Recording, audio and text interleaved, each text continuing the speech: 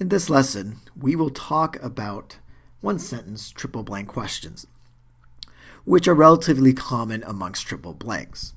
That is, sometimes you'll just get one sentence that has three blanks. Now this can of course be a little bit intimidating, but it is similar to the double blank. That is, the strategies you just learned about in the double blank module are going to apply to the triple blank one sentence. Now those same strategies might apply somewhat to triple blanks that have more than one sentence, but not as much as they would, of course, to the one sentence triple blank. So what were those strategies? Well, follow the basic approach, and then of course make sure you go back and review lessons such as the other blank is the clue if you are struggling on the one sentence triple blank. What makes them special?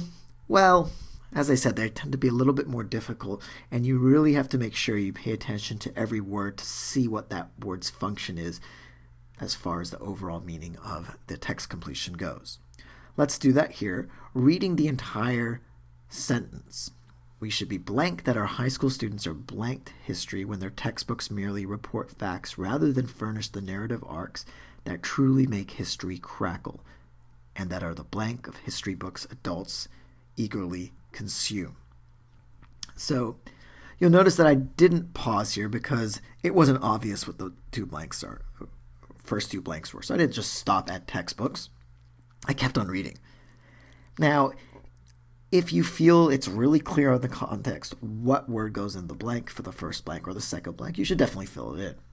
But as we've learned from the double blanks lessons, where it's not always clear what the first blank is until you read the second blank or until you read the very end of the sentence, this often applies to the one sentence triple blank as well. Reading the entire thing, we realize that these textbooks are boring. They merely report facts and lack the narrative arcs or the stories that really make history fun. And that's the reason, of course, why adults eagerly consume history books. And so you can see I've come up with this coherent meaning based on the entire context. For instance, I look at the clue here, history, when their textbooks merely report facts. I can see, aha, these textbooks are boring. So we should what? In terms of high school students, how they react to these history textbooks, we should realize, hey, look, they're not that interested in these textbooks. So we can say uninterested, and we should not be very surprised by that.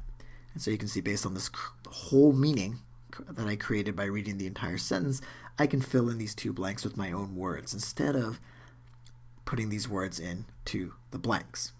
Now, I should mention that there are some cases where there's a triple blank where things are very vague and you'll actually end up having to plug the answer choices back into the blanks to figure out what's going on. But those ones are pretty rare and tend to only happen at the higher levels. Otherwise, it's a lot easier to read the entire thing again and come up with your own words.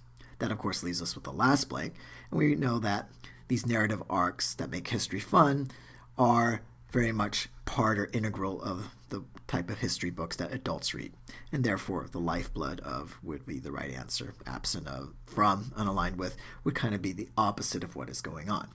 Now, interestingly, if you do plug in answer choices, sometimes things start to work, but then they get a little bit wishy-washy and misaligned, as it were, with the original intention. And what I'm talking about here is answer choice B and answer choice E.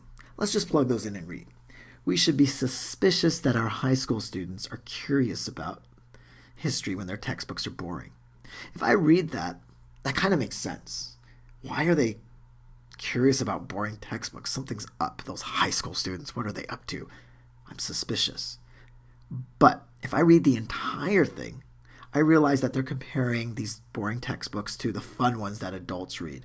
And therefore we know that logically these high school students are bored by these history textbooks, not that they're curious about them. So again, going back to the instruction or the encouragement to read the entire one blank sentence. Now let's do another one here. I should have said three blank sentences. Entire three blank sentence. Okay, now going on to another three blank sentence. Again, just one sentence. Slightly more complicated sentence structure, and you'll sometimes see ones that are even longer than this. Again, the same thing holds. Let's read through it and try to create a meaning. This time, though, I want you to do it at home on your own and look for those clues and write your own words into the blanks. And when you get to that point, before we actually go to the answers, or you can even answer it if you want, but before you go to the answers, then we will go through the question. Okay, I see you've done that. What I think is easiest with this one is actually to deal with the third blank last. Let's read it. Though the price of gasoline is blank, consumers should not necessarily be blank regarding prices in the near future. We have no idea what those two blanks mean. Unlike the double blanked text completion, though, we have another blank here. So don't feel like you have to apply these double blank strategies because you don't know the first two blanks here. Make sure to read on. Since much of this price change reflects an increased domestic output that is unsustainable.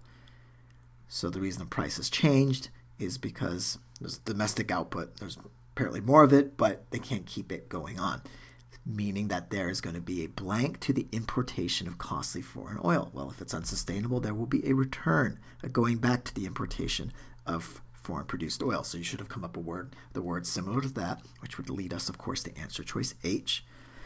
Boycott would be the opposite, more or less, as would reduction. Now we can fill in the first two blanks. If this signals a return to the importation of costly foreign oil, we can see that consumers have been getting oil or gasoline that's cheap. Therefore, though the price of gasoline has fallen, and we can match that up nicely with plummeted, consumers should not necessarily be so upbeat about prices in the near future because they're likely to get more expensive again.